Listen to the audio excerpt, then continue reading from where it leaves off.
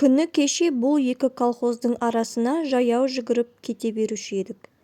Енді жұрт машинасыз бір адым аттамайды. Бұл күнде екі арадағы жалғыз аяқ суыртпақ қолда жоғалған. Былай шыға бере шофер жігіт саусағын шошайтып, бензин таусылды. Қайтар жолыма бензин тауып бермесеңіз, мен жолда қаламын, деп зарлады. Ықылық ата ішіп алғанын көріп отырмын. Онымен айтысып оңбайсың. Көрерміз, дей салдым. Машина оқалақтаған сиыр ұқсап ойқы-шойқы жортып келеді. Бензин орнына бағына арақ құйылғандай. Директордың бұйрығы бар, деді шофер рульден қолын ала беріп, саусағын шошайтып. Көлік налево жүрілмесін деген. Білсе, мені жұмыстан қуады. Елге келгенде осы Шоңқарадағы Әдия әпкеме жолықпасам, бірдеңе жоғалтып алғандай боламын да тұрамын. Келуін келемін-ақ, енді көрші колхозға қайтарда көлік қайнайды. Жаңа жиеніме айттым. Әй айналайын, маған бір ат ерттеп берсең жетеді. Машина іздеп әуре болма, дедім. Көнбеді. Өзің Астанадан келіп, атқа мініп жүргенің не болғаның әлдекім құсап, деп сөгіп тастады. Жат та кеп машина іздеді. Бөлімше бастығына әке-көке деп жатып, газигін сұрап алыпты. Менің де бала-шағам бар, деді шофер. Бүгін ғой демалыс. Жұрт демалады, мен жұмыс істеймін. Анда бар, мұнда бар. Ел жатса да енекем жатпайды. Ол кім? Ол мен. Талаптыға жеткен соң бензин ұйымдастырыңыз. Вот. Жолдың үстінде қызыл жоңышқаның жағасындағы көк өзекте жылқы жатыр екен. Есіме қуан түсіп, шоферге тоқта дедім. Ол аңырап, алғашында түсінбей қалды. Ал енді қайта бер. Сіз ше, сау бол. Жолдан бұрылып, жылқы жусап жатқан өзекке қарай жүре бердім. Жылқы дегенде 20 шақты мініс аттары екен. Мен жақындағаннан бәрі де одырая бас көтеріп, оқшия қарасып қалды. Арасында біреу ерттеулі. Демек, Қуан аға да осында. Айтса айтқандай, ат бағушы өзектің қабағында шоқ тобылғының түбінде жан бастап жатыр екен. Көктің иісіне елтіп қалғандай, ішпей жемей шаламас. Менің машинадан түсіп қалғанымды көріп жатыпты. Келінішек, деді көкшіл көздері күлімсіреп. Мына жаман ағаңды іздеп келмеген шығарсың, таңсық іздеп келдің ғой. Атқа құмарлығың әлі қалмаған, қыз талақ. Аттар енді әлгідей одыраймай отқа бас қойыпты. Қызыл жоңышқа гүлінің иісінен көбелектің басы айналғандай қалбан қағады. Жабайы араның құдайы жарылқап, қай гүлге қонарын білмей шалқалақтайды. Мастықпен бұлғақтап келіп, тұмсығының соғып кете жаздап, жана ұшып өтеді. Ырғын тоқшылық. Аттарда көлік малына ұқсамайды. Бүйірлері жоқ, жүнінің жылтылы көп, жауыр жәутігі жоқ. Қуан аға, жұмыс айырбастасақ қайтеді? Сіздің орныңызға жылқы баққым келеді. Көзі сығырайып, көнтек ерні қабырлап біраз жатты. Сірә, айтайын деген сөзін қайтып алды. Мені бір боқтай жаздап барып қалды. Сонан соң шынтақтаған жерінен көтеріле берді. Сенің ғой бала күніңнен жылқы баққаныңды білемін. Бақсаң қазір қолыңнан бәлкім келер. Әй қайдан бірақ. Ал мен сенің қызметіңді істей алар ма екем? Жылқы баққан оңай емес інішек. Құйрығын ұстап жүрмесең қиын. Біреу жоғалса, ең кемі 300 сом мойныңа сарт ете қалады. Ал мен мына сұңғыттардың әрқайсына айына 2 сом 0,5 тиыннан, қыста 3 сом 0,9 тиыннан ақы аламын. Мен Қуан ағаның еңбек ақысын ішімнен есептеп шығып, аз ғой дедім. Аз, қайтесің? Колхоз бастық таудағы жылқыдан күш көлікке деп тағы 20 ат бермекші болған. Ақы аттың санына қарай. Мұнда қып-қызыл ақша ғой, мен қошқар баққанда ғой. Әне, анау, жатқан Сәмбеттің қошқары. Меринос. Жақсы жүн берсе, айына 300 сомға дейін айналады. Енді байқадым. Аулағырақ жасыл дүние арасына қонақтаған ақша бұлттай болып, Сәмбеттің меринос қошқарлары жатыр екен. Кекірелеп тойғаннан болар. Арқар мүйіз қошқарлардың сақ-сақ сүзісіп жатқаны, оларды ажыратып, Сәмбеттің айқайлағаны естіледі. Аттар оттай-оттай жылықты ма, Кім білген, бір жерге шоғырланып, екі-екеуден қасыныса бастады. Біреуі ғана аулағырақ барып ыңқ ете жатты да, аяқтары серейіп өлген мал құсап қалды. «Оу, Қуан аға, анауыңыз жоңышқадан іші кеуіп жатқан жоқ па?» «Жоға», деп күлді ол. «Жоңышқаға жылқы баласының іші кеппейді. Аяғы жарым ғой байқұстың. Танымай қалдың ба? Ана жылы келгеніңде ертеп бергенім, кәне, кәдімгі қамбар қасқа ғой. Жақсы ат аяғынан қалады дегені тұп-тура екен де». «Апыр-ай, шын ба?» «Шымқай қара еді, қарагер тартып кетіпті ғой. Оған не болған?» Қуан аға аузына салып тістелеп отырған раң шөпті ызалана түкіріп тастады. «Не болған, не болушы еді? Жұрттың бәрі өзің сияқты. Ана жылы өзіңде тақымыңа бір тиген атты қан сорпа қылып қайтармап едің. Сені қойшы, аттың жайын біле бермейсің. Аудан бойынша бәйгенің алдына бермеп еді жануар. Көрінген мініп ақыры аяғына су түсіп мүсәпір болып жатты санау. Осы қой қырқымда қырқыншыларға сойылмақшы». Қуан аға күрсінді. Әкесі Сұлтан соғыстан келмей қалғанда да бұлай күрсінгенін көрген емес. Қызыл жоңышқаның арасынан бөдене безілдеп қоя берді. Әріректен тағы бір бөдене бытпылдақтады. Екеуі кезек-кезек сайрайды. Мен бұл концертке құлақ түріп қалғанымды байқап, «Әшіркүл мен Тамабайдың айтысы ғой», деді Қуан аға. «А-а», деп мәнісін біраздан кейін барып түсініп күліп жіберіппін. Ертеректе Тамабай мен Әшіркүл деген ерлі-зайыпты кісілер өткен екен. Той жиында, шілдехана, бәдік, бастаңғыда екеуі екі жақ боп, жаңа танысқан қыз бен жігітке өлеңге айтысады екен.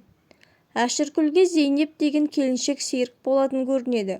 Тамабайдың сонда айтатыны: «Әшіркүл Зейнеп, отырмын сөйлеп, бұл қызық өтер-кетер, өй деп бүйдеп, мына бөденелер де бірі еркегі, бірі ұрғашысы.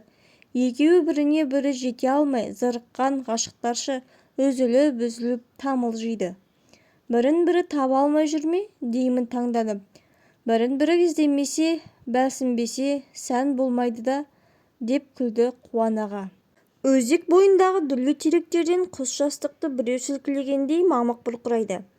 Баяу желден бәйтерек басы шайқалып, жапырақтары жамырап, жер бетіне жайылып ұшып кеткен мамығып жоқтап тұрғандай күйзеліңкі күйде. Ақ жарылқап күн туғандай майдың айы. Бірақ сонда да көңілі бүтін ешкім жоқ сияқты. Тіпті көкшіл аспан төсіндегі ақ желкен бұйра бұлттар да баяу қалқып, мұңды пішін танытқандай. Ал енді 20 аттың ішіндегі жалғыз Байталдың күні күн емес пе деп те қалдым.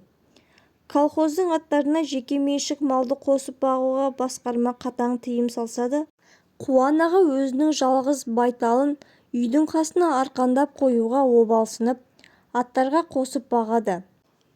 Ақта болған аттар дүниеде от-оттап, су ішуден басқа қызықтан марқұм.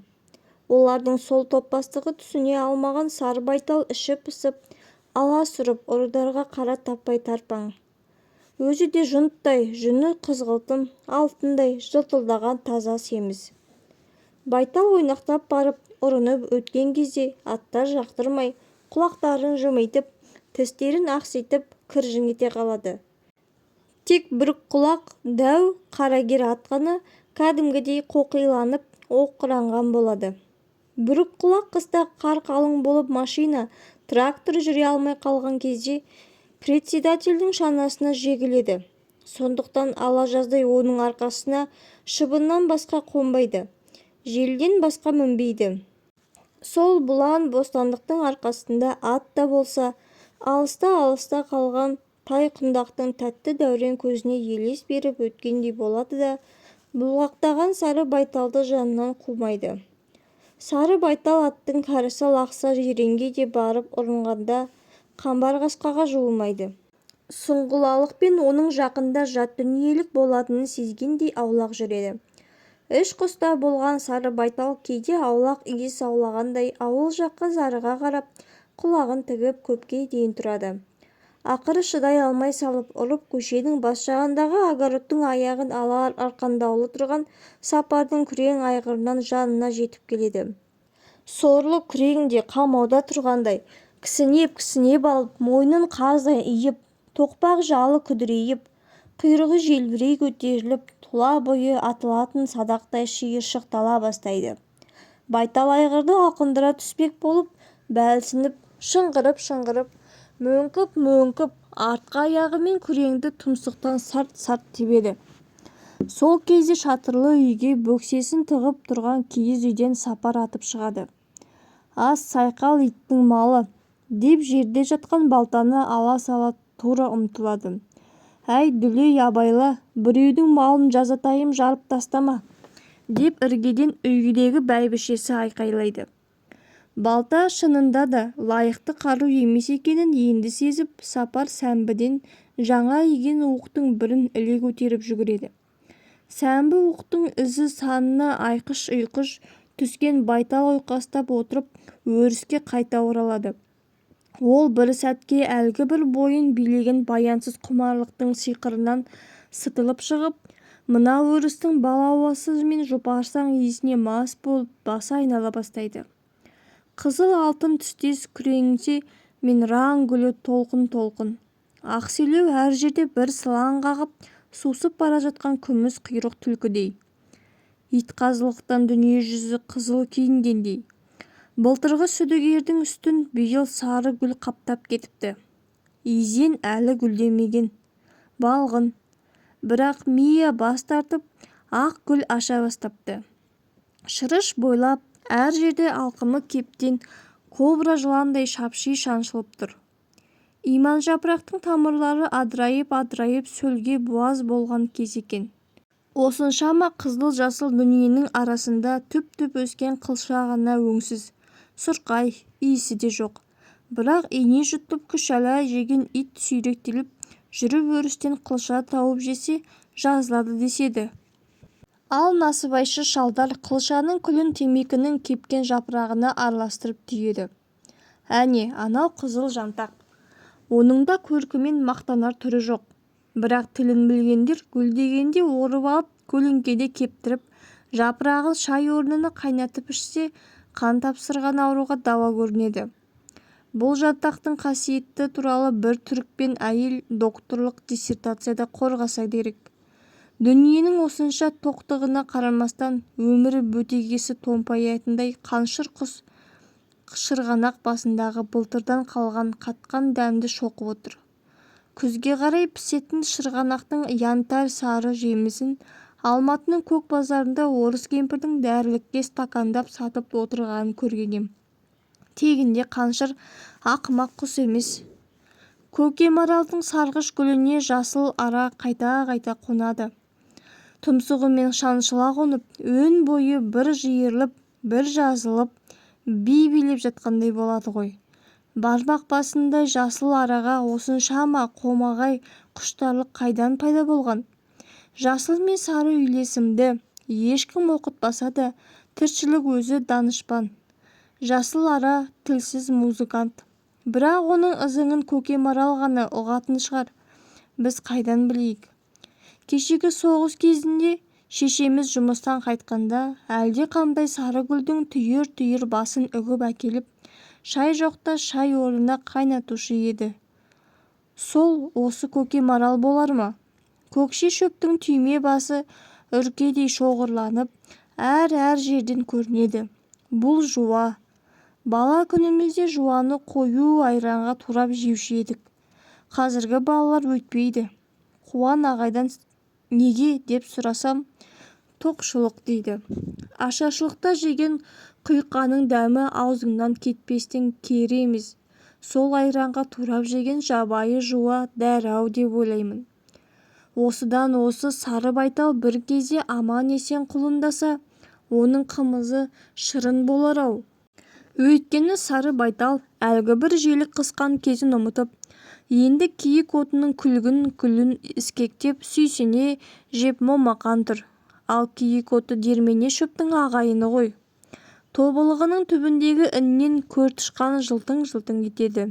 Әп-пәле деп Қуанағы қамшымен етігінің қонышын сарп еткізіп салып қалған соң, көртышқан көпке дейін көрінбей жатады. Теңгегүлдің арасында шегірткенің екі көк қасқасы бірін-бірі шайнап жатыр.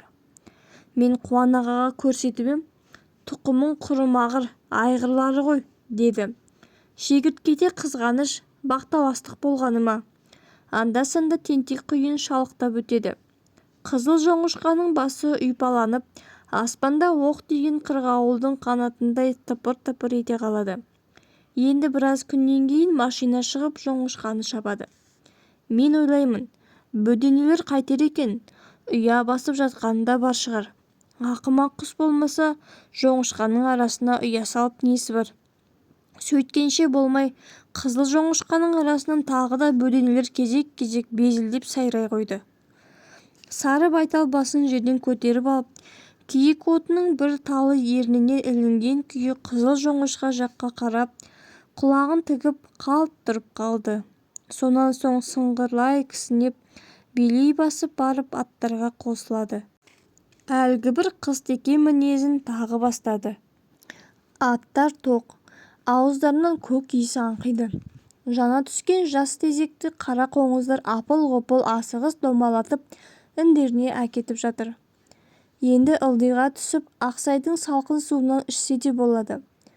Аттардың біразы сиыр пішіндес жирен ауылға қарай аяңдай бастады. Бұл шөл үркегеннің белгісі. Кеште бір-бірі басып, білдірмей келіп қалған екен. Өйткені өлмекші әуелетіп күміс шіппен дестелеп тастапты. Сәмбет меринос қошқарларын кіш-кіштеп, ауылға беттектеп, қамбар қасқа үш ұмтылып орнынан тұрды. Масыл аяғын жерге тигізбеуге тырысып, үш тағандап аттардың соңынан ілесті.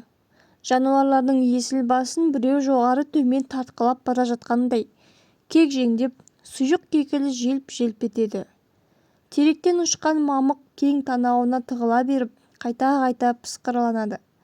Бір кезде қос қанатпен пара-пар болған шелек танау енді азап апынындай.